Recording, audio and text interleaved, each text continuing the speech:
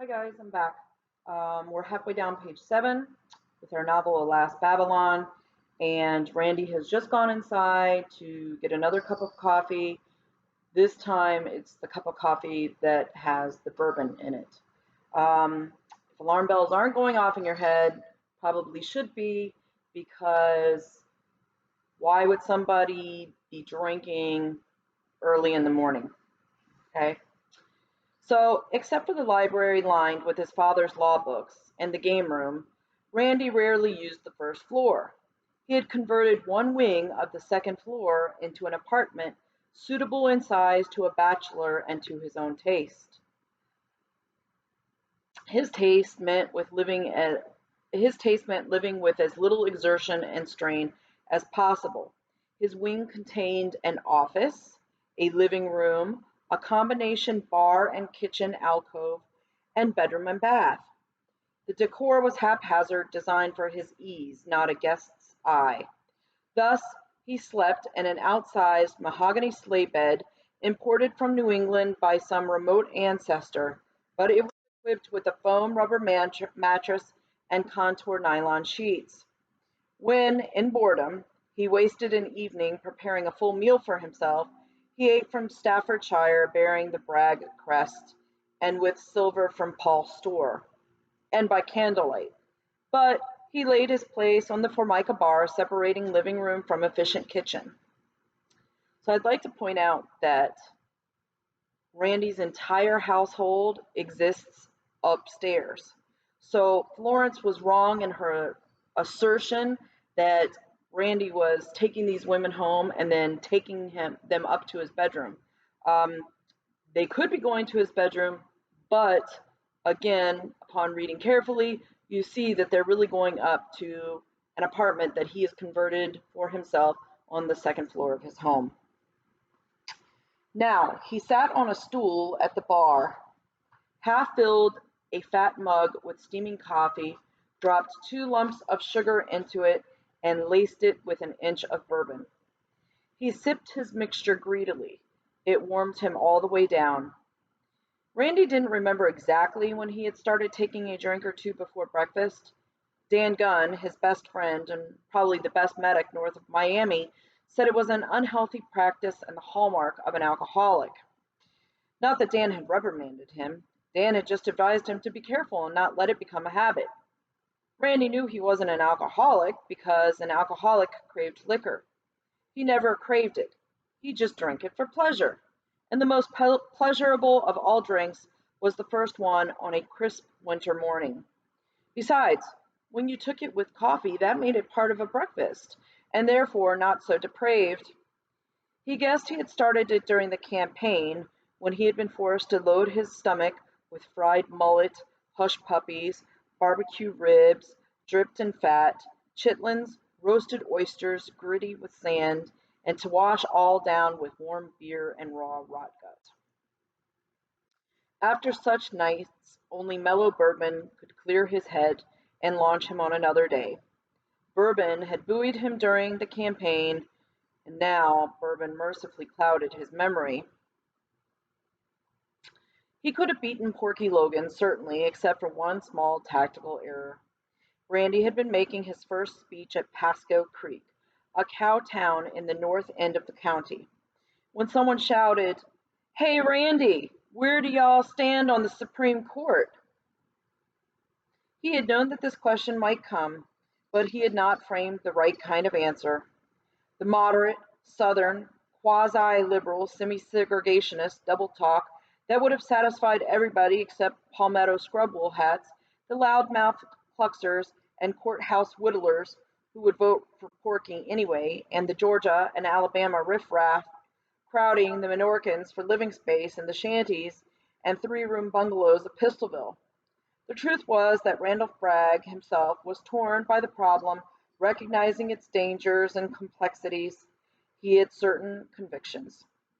He had served in South Korea and Japan, and he knew that the battle for Asia was being lost in counties like Timucuan.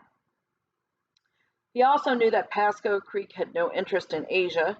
He believed integration should start in Florida, but it might begin in the nursery schools, sorry, but it must begin in the nursery schools and kindergarten and would take a generation. This was all difficult to explain, but he did find his voice, his final conviction, inescapable because of his legal heritage and training and the oaths that he had taken as a voter and a soldier. And he said, I believe in the Constitution of the United States. All of it. So during this time period, obviously, again, we are looking at the 1960s, and they're talking about integration. And Randy definitely believed that integration needed to happen, but he couldn't just say, oh, we need to start integration right now. We needed to slowly build up to things. So his point was that they were trying to make integration happen beginning in like preschool, elementary school, so kids would automatically grow up going to school with children of different races, and that could then solve for future problems with race relations in the South, in Florida. And he knew that that's what he wanted to say, but it was just really convoluted and hard to explain. So you're going to basically see that the people who had been listening to him are now disinterested and they just kind of wander off and they really don't want much to do with Randy. There had been snickers and snorts from the rim of the crowd, and his listeners, except for the reporters from Tampa, Orlando, and the County Weekly, had drifted away. In later speeches elsewhere, he attempted to explain his position, but it was hopeless. Behind his back, he was called a fool and a traitor to his state and race. Randolph Rousey Bragg, whose great-grandfather had been a United States Senator, whose grandfather had been chosen by President Wilson to represent his country as Minister Plenipotentiary and Envoy Extraordinary in time of war, whose father had been elected without opposition to half a dozen offices, Randolph was beaten 5-1 in the Democratic primaries for the nomination to the state legislature. It was worse than defeat. It was humiliation. And Randy knew he could never run for public office again. He refilled his mug, this time with more bourbon than coffee, and Missouri, his maid, shuffled into the hallway and knocked. He called, "Come in, Mizzou." So I have to stop here again.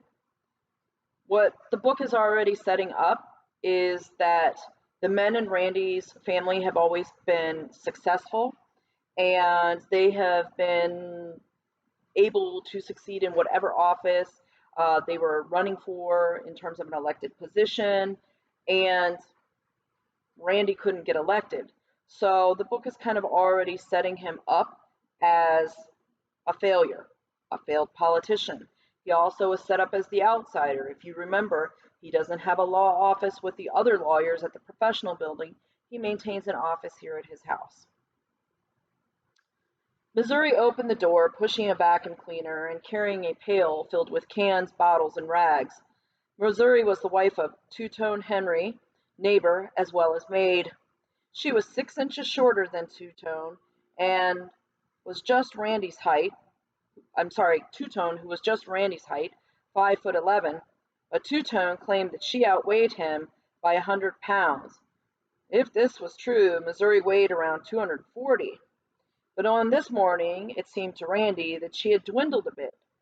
"You dieting, Mizzou?" he said. "No, sir. I'm not dieting.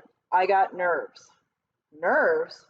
Missouri had always seemed nerveless, solid, and placid as a broad, deeply rooted tree.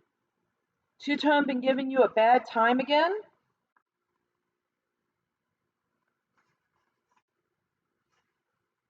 "No, Two-Tone been behaving. He down on the dock fishing right now. To tell you the truth, Mr. Randy, it's Mrs. McGovern. She followed me around with white gloves." Missouri worked 2 hours each morning for Randy and the rest of the day for the McGoverns, who lived half a mile closer to town. The McGoverns were the W. Foxworth McGoverns, the Central Tool and Plate McGoverns, formerly of Cleveland, and the parents of Lib McGovern, whose proper name was Elizabeth. What do you mean, Mizzou? Randy asked, fascinated. After I dust, she followed me around with white gloves to see as I dusted. I know I cleans clean, Mr. Randy. You sure do, Mizzou. Missouri plugged in the vacuum cleaner and started it, and then shut it off. She had more on her mind. That ain't all. You been in that house, Mr. Randy? You ever seen so many ashtrays? What's wrong with ashtrays? She don't allow no ashes in 'em. That poor Mr. McGovern, he has to smoke his cigars outside. There was that roach, big roach in the silver drawer. Miss McGovern opened that drawer yesterday and saw the roach and screeched like she had been hit by a scorpion. She made me go through every drawer in that kitchen and dining room and put down fresh paper. Was that roach that sent me to Dr. Gunn yesterday. Mrs. McGovern, she can't bide bugs or little green lizards, and she won't go out of the house after dark for fear of snakes.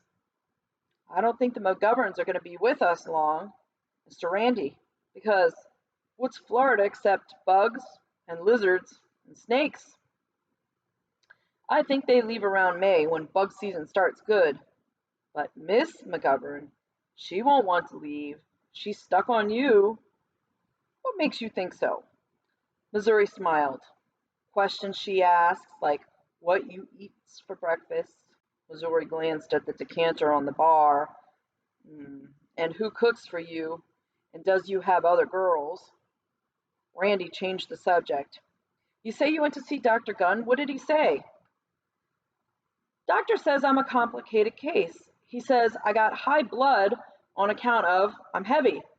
And he says it's good I'm losing weight because that lowers the high blood, but fretting about Mrs. McGovern white gloving me is the wrong way to do it. He says quit eating grits, eat greens, quit pork, eat fish. And he gives me tranquil pills to take one each day before I go to work for Mrs. McGovern. You do that, Mizzou, Randy said, carrying his mug, walked out to the screened upstairs porch overlooking grove and river. He then climbed the narrow ship's ladder that led to the captain's walk, a rectangle 16 by 8 feet, stoutly planked and railed on the slate roof. Reputedly, this was the highest spot in Timucuan County.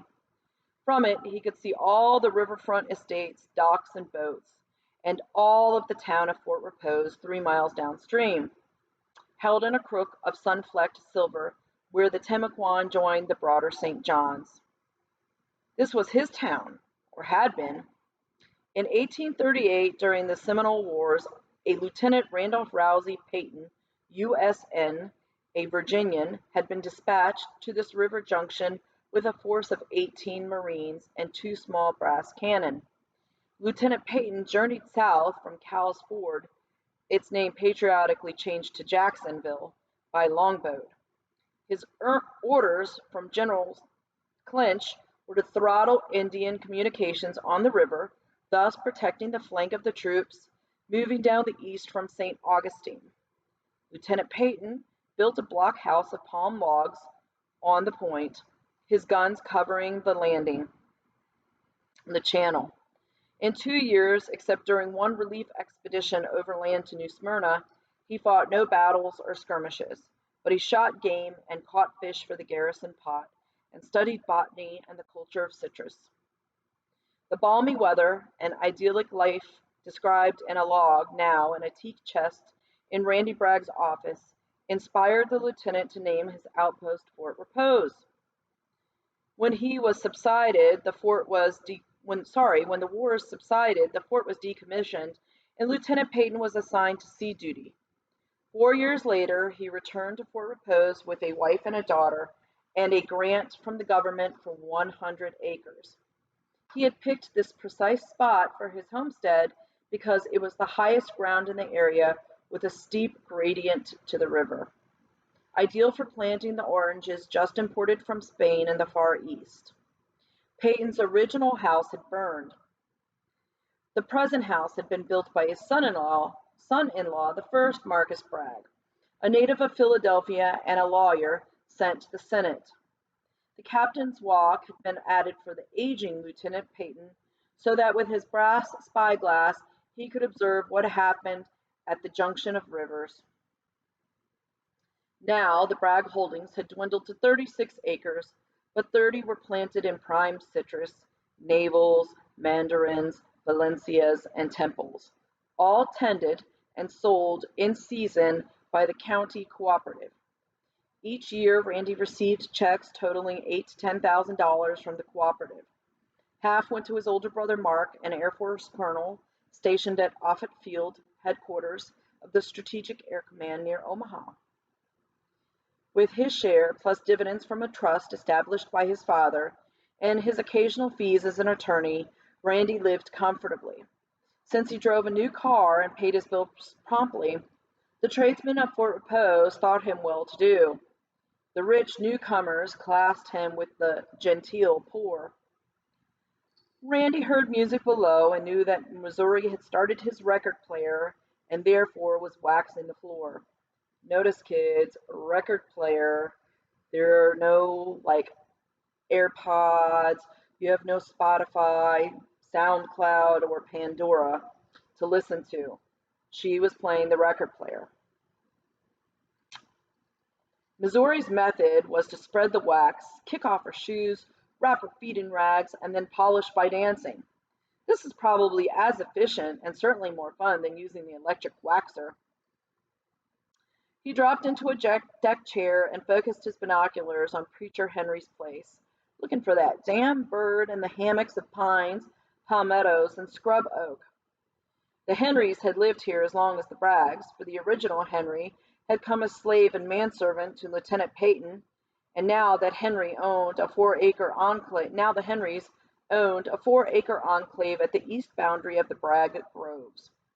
Preacher Henry's father had bought it from Randolph's grandfather for $50 an acre before the first boom, when land was valued only for what it grew. Preacher was hitching his mule, Balaam, the last mule in Timucuan County, so far as anyone knew, to the disc. In this month, Preacher harrowed for his yam and corn planting, while his wife Hannah picked and sold tomatoes and put up kumquat preserves. He ought to go down and talk to Preacher about that damn bird, Randy thought. If anyone was likely to observe and recognize a Carolina parakeet floating around, it was Preacher, because Preacher knew all the birds and their calls and habits. He shifted his glasses to focus on the end of the Henry's rickety dock. Two-Tone had 5 bamboo poles out. Two-Tone himself reclined on his side, head resting on his hand, so he could watch the corks without effort. Preacher's younger son, Malachi, who was Randy's yardman, and reliable as Two-Tone was no account, was not about. Randy heard the phone ringing in his office. The music stopped, and he knew Missouri was answering. Presently, she called from the piazza. "Mr. Randy, it's for you. It's Western Union." "Tell her I'll be right down," Randy said, lifted himself out of the deck chair, and backed down the ladder, wondering who would be sending him a telegram. It wasn't his birthday. If something important happened, people phoned, unless he remembered that the Air Force sent telegrams when a man was hurt or killed. But it wouldn't be Mark, because for 2 years Mark had been flying a desk. Still, Mark would get in his flying time each month if possible for the extra pay. He took the phone from Missouri's hand and braced himself. "Yes," he said. "I have a telegram, Randy. It's really a cable from San Juan, Puerto Rico, and it's signed by Mark. It's really very peculiar." Randy let out his breath, relieved. If Mark had sent the message, then Mark was all right. A man can't pick his relatives, only his friends, but Mark had always been Randy's friend as well as brother. "What's the message say?"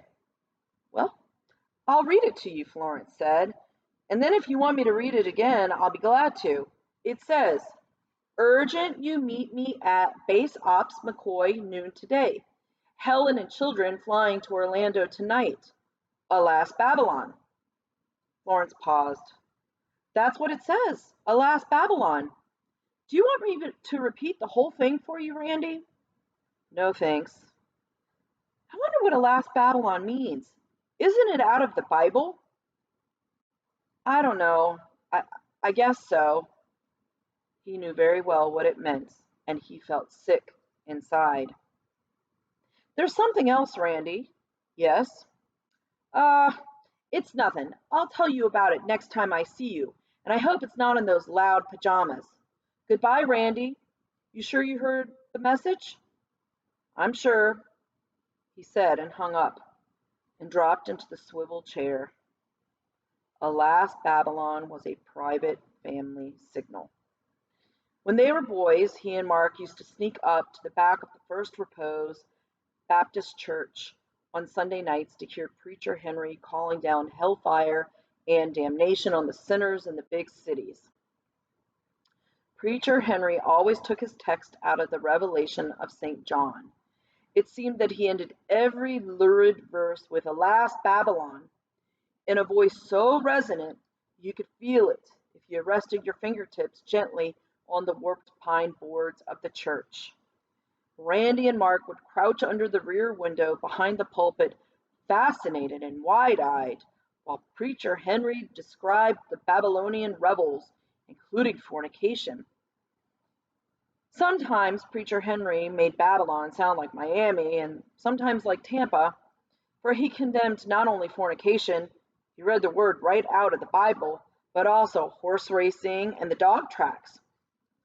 Randy could hear him yet. And I'm telling you right now, all wife swappers, whiskey drinkers, and crap shooters are gonna get it. And all them who come out of those sin palaces on the beach, whether they be called hotels or motels, wearing minks and jewels and not much else, they is gonna get it. And them fast steppers and Cadillacs and yaller roadsters, they is gonna get it. Just like it says here in the good book, that great city that was clothed in fine linen and purple and scarlet and decked with gold and precious stones and pearls, that great city was burned off the face of the earth in an hour, just 1 hour. Alas, Babylon! Either Preacher Henry was too old, or the Afro Repose congregation had tired of his scoldings and awful prophecies, for he no longer preached, except on those Sundays when Afro Repose's new minister, a light-skinned college graduate, was out of town. Randy and Mark never forgot Preacher Henry's thundering, and from it they borrowed their own private synonym for disaster, real or comic, past or future. If one fell off the dock or lost all his cash at poker or failed to make time with a promising pistol piece or announced that hurricane or freeze was on the other way, the other would commiserate with, Alas, Babylon.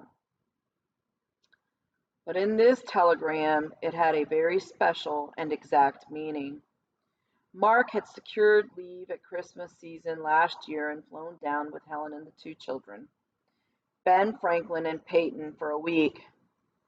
On their last evening at Fort Repose, after the others were in bed, Mark and Randy had sat here, in this office, peering into the bourbon decanter and the deep anxieties of their hearts, trying to divine the future.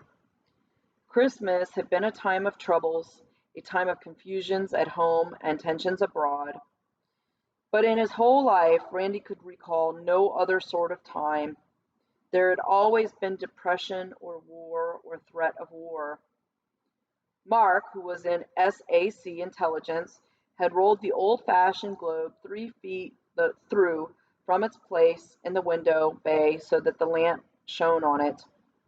It was a globe purchased by their grandfather, the diplomat, before the First World War, so that countries, some with unfamiliar names, seemed oddly scrambled.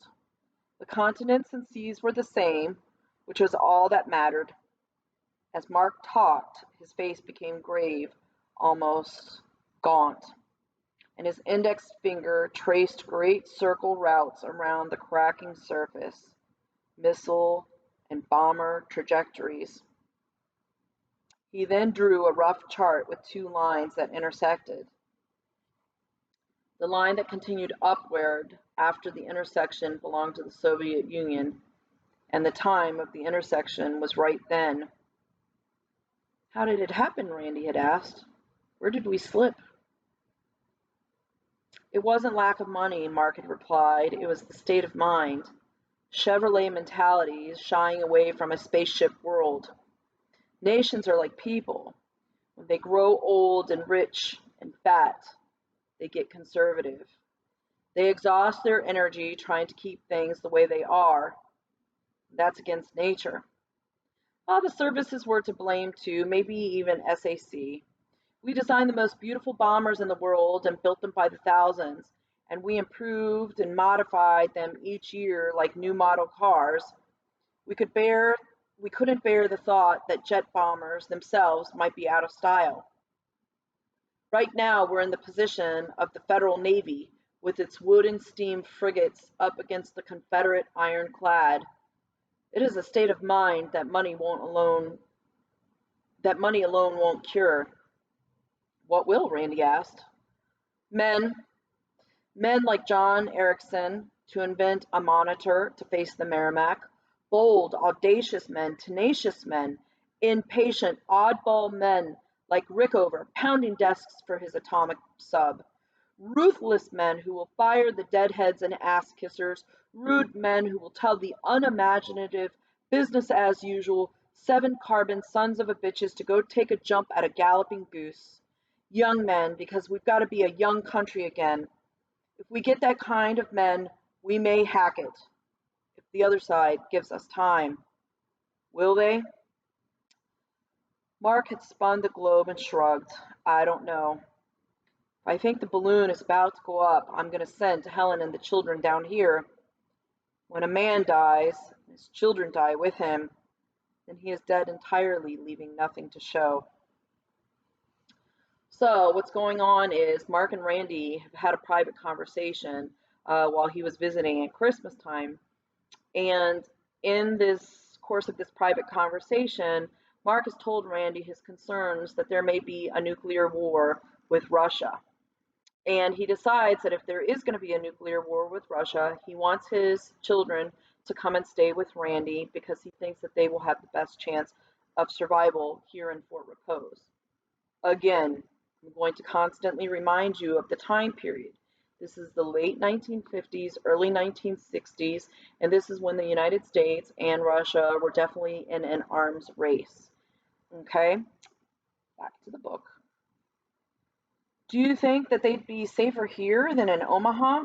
After all, we've got the Jax Naval Air Base to the north of us, and Homestead and Miami to the south, and Eglin to the northwest, and MacDill and Tampa to the southwest, and the Missile Test Center on the Canaveral to the east, and McCoy and Orlando right at the front door, only 40 miles off. What about fallout? There isn't any place that'll be absolutely safe. With fallout and radiation, it'll be luck. The size of configuration of the weapons, altitude of the fireball, direction of the wind. But I do know Helen and the children won't have much of a chance in Omaha. SAC headquarters has got to be the enemy's #1 target. I'll bet they've programmed 3 5-megaton ICs for Offutt, and since our house is 8 miles from the base, any kind of near miss does it. And Mark snapped his fingers. Like that. Not that I think it'll do the enemy any good. Command automatically shifts to other combat control centers, and anyway, all our crews know their targets. But they'll hit SAC headquarters, hoping for temporary paralysis.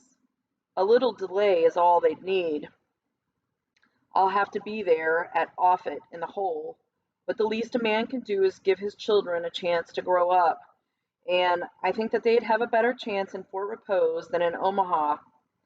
So if I see it's coming, and there's time, I'll send Helen and the kids down there, and I'll try to give you a warning so that you can get set for it. How? Mark smiled. I won't call you up and say, hey, Randy, the Russians are about to attack us. Phones aren't secure, and I don't think my CNC or the air staff would approve. But if you hear a last Babylon, you'll know that's what it is. Randy had forgotten none of this talk. A week or so later, thinking about Mark's words, Randy had decided to go into politics.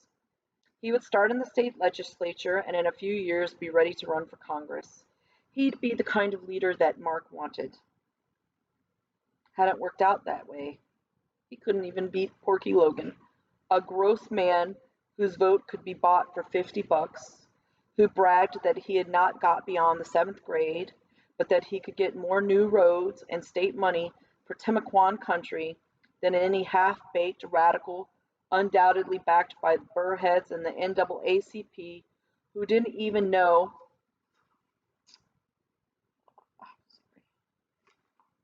that the Supreme Court was controlled by Moscow. So, Randy's fiasco had been inspired by that night. Now the night bore something worse. He wondered what Mark was doing in Puerto Rico and why his warning had come from there. Should have come from Washington or London or Omaha or Colorado Springs rather than San Juan. It was true that the SAC had a big base, Ramey, in Puerto Rico, but it was no use guessing. He'd know at noon. Of one thing he was certain. If Mark expected it to come, it would probably come. His brother was no alarmist. Randy sometimes allowed emotions to distort logic, but Mark never did. Mark was capable of calculating odds in war or poker to the final decimal, which was why he was a deputy chief of intelligence at SAC and soon would have his star. Randy knew that there were 1,000 things that he should be doing, but he couldn't think of any of them.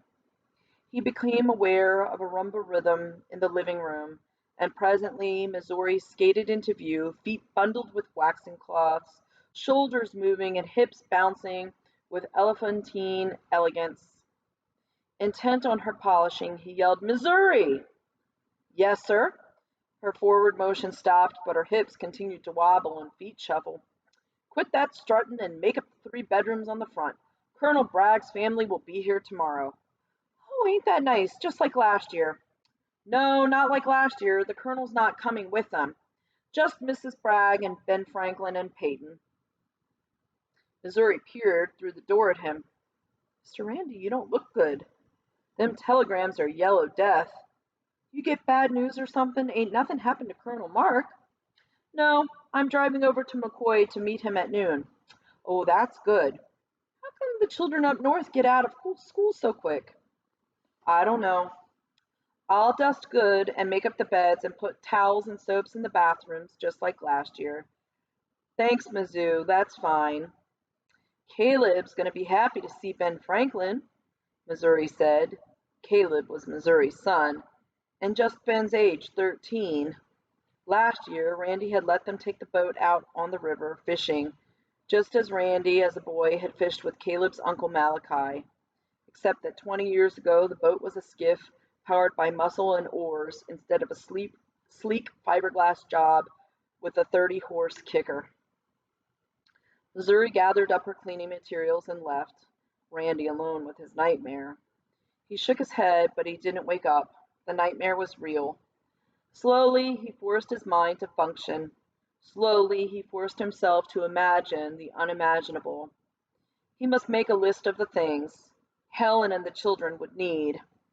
He recalled that there was nothing stocked in the big kitchen downstairs and little in the utility room except some steaks in the freezer and a few canned staples. My God, if there was going to be a war, they'd need stocks of everything. He looked at his watch. He had yet to shave and dress, and he must allow an hour and a half for the drive to McCoy, 10 miles south of Orlando. When you consider the main highways clogged with tourists and Orlando's infuriating and hopeless traffic tangle on a sunny payday less than 3 weeks before Christmas, and there might be some delay at the McCoy gate, he decided to give himself 2 hours on the road. Still, he could start the list, and there was one thing that he should do right away. Ben Franklin drank a quart of milk a day, and Peyton, his 11-year-old sister, even more. He telephoned the Golden Dew Dairy and revised his delivery order drastically upward. This was Randy's first act to meet the emergency, and it was to prove his least